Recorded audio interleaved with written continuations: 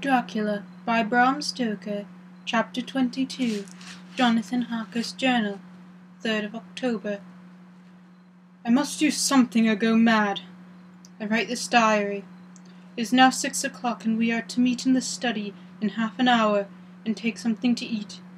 For Dr. Van Helsing and Dr. Seward are agreed that if we do not eat, we cannot work our best. Our best will be, God knows, required today. I must keep writing at every chance, for I dare not stop to think. All big and little must go down. Perhaps at the end the little things may teach us most. The teaching, big or little, could not have landed Mina or me anywhere worse than we are today. However, we must trust and hope. Poor Mina told me just now, with the tears running down her dear cheeks, that it is in trouble and trial that our faith is tested, that we must keep on trusting, and that God will aid us in the end. The end, oh God, what end? To work, to work. When Dr. Van Helsing and Dr. Seward had come back from seeing poor Renfield, we went gravely to what was to be done. First, Dr. Seward told us that when he and Dr. Van Helsing had gone down to the room below, they had found Renfield lying on the floor, all in a heap. His face was bruised and crushed in, and the bones and neck were broken. Dr. Seward asked the attendant, who was on duty in the passage, if he had heard anything. He said that he had been sitting down, he confessed to half dozing, when he heard loud voices in the room, and then Renfield called out loudly several times, and that there was some sound of falling. When he entered the room, he found him lying on the floor, face down, just as the doctor had seen him. Van Helsing asked if he had heard voices, or a voice, and he said he could not say, that at first it had seemed to him as if there were two, but as there was no one in the room it could have only been one. He could swear to it, if required. The word God was spoken by the patient. Dr. Seward said to us when we were alone, he did not wish to go into the matter. The question of an inquest had to be considered, and it would never do to put forward the truth. No one would believe it. As it was, he thought that on the attendant's evidence he could give a certificate of death by misadventure and falling from bed. In case the coroner should demand it, there would be formal inquests, necessarily to the same result. When the question began to be discussed as to what should be done, our next step, the first thing we decided was that Mina should be in full confidence, that nothing of any sort, no matter how painful, should be kept from her. She herself agreed to its wisdom, as it was pitiful to see her brave, and yet so sorrowful, and in such depth of despair. There must be no more concealment. Alas, we have had too much already, and besides, there is nothing in all the world that can give me more pain than I have already endured, than I suffer now. Whatever may happen, it must be of new hope or new courage to me. Van Helsing was looking at her fixedly as he spoke, and said, suddenly but quietly, "But dear Miss Madame Mina, are you not afraid, not for yourself, but for others from you, in what has happened?" Her face grew set in its lines, but her eyes shone with the devotion of a martyr, as she answered, "Ah, no, for my mind is made up." "To what?" he asked gently, whilst we were all very still, for each in our own way we had a sort of vague idea of what she meant. Her answer came with a direct simplicity, as though she were simply stating a fact. "Because if I find in myself, and I shall watch keenly for it, a sign of harm to any that I love, I shall die." "You would not kill yourself," he said hoarsely. "I would, if there were no friend who loved me who would save me such a pain, and so desperate an effort." She looked at him, meaningfully as she spoke. She was sitting down, but now he rose and came close to her, and put his hand on her head, as he said solemnly, "My child, there is such as one of you who is so good. For myself, I could hold it on my account with God to find such an euthanasia for you, even at this moment, if it were best, nay, were it safe, but my child." For a moment he seemed choked, and a great sob rose from his throat. He gulped it down and went on. "There are here some who would stand between you and death. You must not die. You must not die by any hand, but least of all by your own. Until the other, who has fouled your sweet life, is true dead, you must not die. For if he is still quick undead, your death would make you even as he is. No, you must live.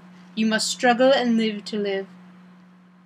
Though death would seem a boon unspeakable, you must fight death itself, though he come to you in pain or in joy, by the day or night, in safety or in peril.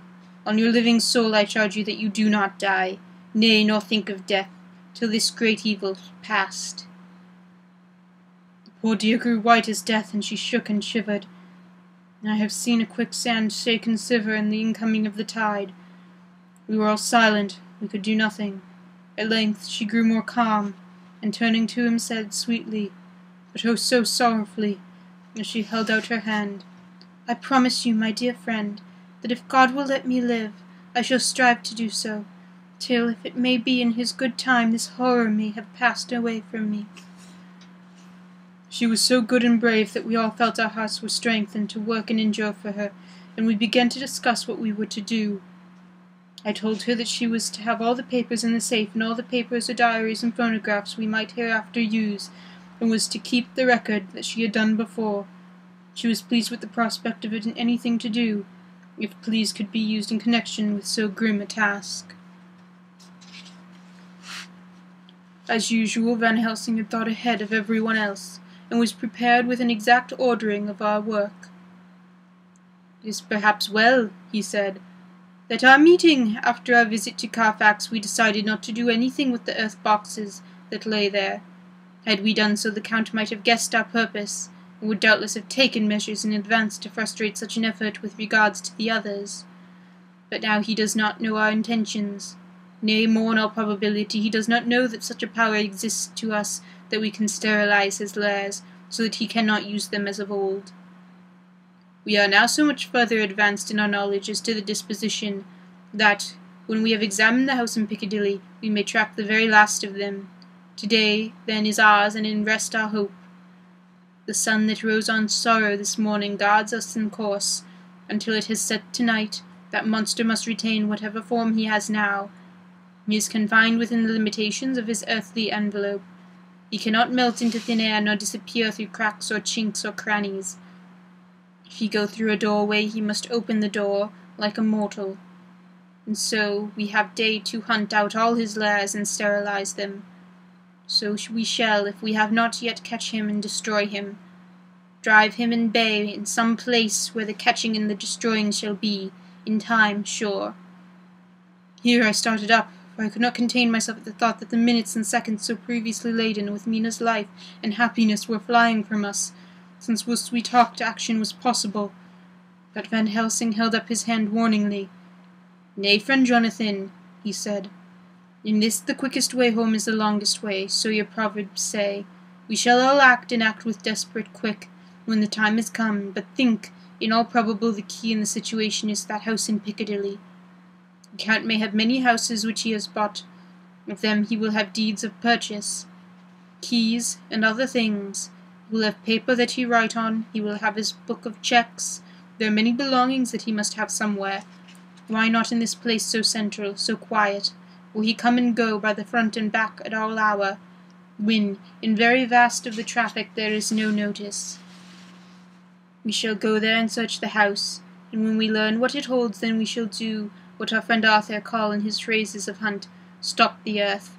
And so when we run down our old fox, so is it not? Then let us come at once, I cried. We are wasting the precious time. The professor did not move, but simply said, Ah, how are we to get into that house in Piccadilly? Any way, I cried. We shall break in if need be.